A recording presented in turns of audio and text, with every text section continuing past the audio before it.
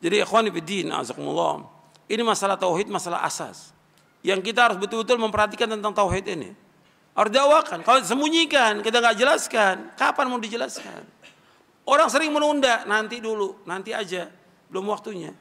Tauhid yang dijelaskan oleh para anbiya wa rasul itu pertama kali mereka dakwah. Karena tauhid sesuai dengan apa? Sesuai dengan apa? Fitrah manusia. Allah yang menciptakan manusia, Allah juga yang memerintahkan para nabi, para rasul mendakwakan apa? Tauhid. Allah menciptakan manusia tahu tentang baik dan tidaknya manusia ini, lurus dan tidaknya manusia, bahagia dan tidaknya manusia dengan tauhid. Makanya semua nabi manhajnya jelas. Nah, banyak para dai yang tidak punya manhaj, yang tidak tahu manhaj. Manhajul anbiya fi da'wati ila Allah at-tauhid fi al-hikmah wal aql. Manhajul anbiya fi da'wati ila Allah tauhid fi al-hikmah wal aql. Manhajnya para nabi dan para rasul semuanya sama, memulai dakwah dengan tauhid. Itulah dakwah yang hikmah. Dakwah yang dikatakan dakwah yang hikmah, menjelaskan tentang tauhid, menjelaskan tentang syirik, itu hikmah. Dianggap oleh sebagian masyarakat dakwah tauhid dakwah apa? Keras, tidak hikmah. Lantas yang hikmah bagaimana? Mengikuti masyarakat. La haula wala quwwata illa billah. Ya rusak agama ini. Masyarakat awam nggak punya ilmu. Tadi saya sebutkan sifat manusia apa? Bodoh. Kok ngikuti orang bodoh? Dia dikasih sama Allah sedikit ilmu, sampaikan ilmu itu kepada manusia. Jelaskan. Susah memang. Banyak cemoohan, harus sabar. Daripada Allah sebutkan, fama asbarahum 'alan nar. Kok mereka sabar dengan masuk neraka? Mendingan sabar di dunia dengan celaan, cacian, tetap untuk memperjuangkan tauhid. Daripada nanti dimasukkan ke dalam neraka. Berapa tahun dimasukkan neraka? Jutaan tahun. Kok sabar? Nggak sabar 60 tahun dakwah ini nggak sabar. Celaan, cacian, makian dihalangi dakwah ini. Masjid dihalangi, jalan terus dakwah. Nggak boleh berhenti dakwah ini. Ini dakwah benar, sesuai dengan fitrah manusia.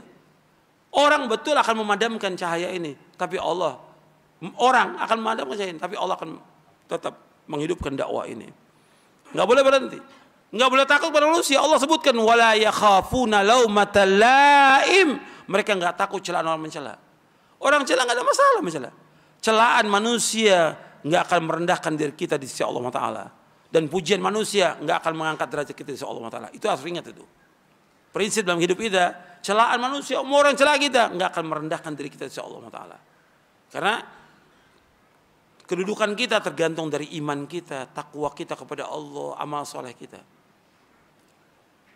Pujian manusia, banyak orang muji kita, nggak akan mengangkat derajat kita di sisi Allah. Karena Allah akan melihat apa? Tentang imannya dia, ikhlasnya dia, ilmunya dia, amal solehnya Allah lihat ya gimana. Bukan pujian manusia. Tapi dakwah ini harus jalan. Makanya antum lihat, para nabi dan para rasul dipuji atau dicela oleh umatnya? Dicela. Kita nggak mengharapkan celaan manusia. Tapi kita tetap wajib mendakwakan dakwah ini. Kita ingin cari redhonya siapa? Allah, bukan redhonya manusia. Nabi Muhammad SAW ketika Nabi belum mendakwakan dakwah tauhid, dipuji nggak Nabi? Dipuji, disanjung. Tapi ketika Nabi mendakwakan dakwah tauhid, dicela Nabi, dihina, diejek, dilecehkan, dilempari dengan batu, sahabatnya disiksa, sampai ada di antara mereka yang dibunuh. Kenapa? Tauhid. Bukan mempertahankan segala macam, bukan. Bukan mempertahankan partai, bukan. Bukan mempertahankan ormas, bukan. Bukan mempertahankan suku, bukan. Tapi mempertahankan dakwah yang hak ini. Untuk membela agama ini. Sampai mereka apa? Disiksa oleh orang-orang kafir. Nggak ada yang lain. Mereka bukan mencari dunia, yang mereka cari akhirat. Maka antum lihat orang yang didakwakan Nabi pertama kali tentang tauhid, kuat imannya. Antum lihat pertama kali ada orang yang dia masuk Islam, apa gimana? Enggak seperti sekarang orang puluhan tahun Islam tapi takut dalam mendakwakan dakwah tauhid. Ini ada orang yang baru masuk Islam, Sudah ikut jihad. Sampai kata, ya Rasulullah, saya ini masuk Islam dulu atau jihad? Masuk Islam dulu. Kemudian masuk Islam jihad ya. Bersama Nabi SAW. Jihad, kemudian ditaklukkan satu benteng dari orang-orang Yahudi. Kemudian dibagi dia. Dibagi apa? Ghanimah. Ketika dia terima ghanimah. Bukan ini yang saya harapkan.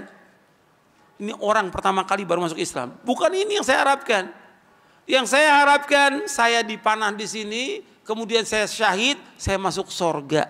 Tahu tujuan hidupnya itu, baru masuk Islam. Orang Islam yang sekian lama nggak tahu tujuan hidupnya kemana. Orang Islam harus tahu bahwa tujuan hidupnya jannah, sorga yang dia tuju. Makanya dia terus maju lagi, kata Nabi, mudah-mudahan benar apa yang dia ucapkan. Maju lagi ke medan perang, betul terpanah di sini syahid. Aku akan jadi saksi di hari kiamat, kata Nabi SAW. Dia beramal sedikit, tapi paham dia tentang tauhid. Yang mendorong dia untuk mati syahid, iman dia kepada Allah Taala. Dan iman dia bahwa sesudah dunia ini ada yaumul akhir, ada sorga, ada neraka. Yang diharapkan sorga.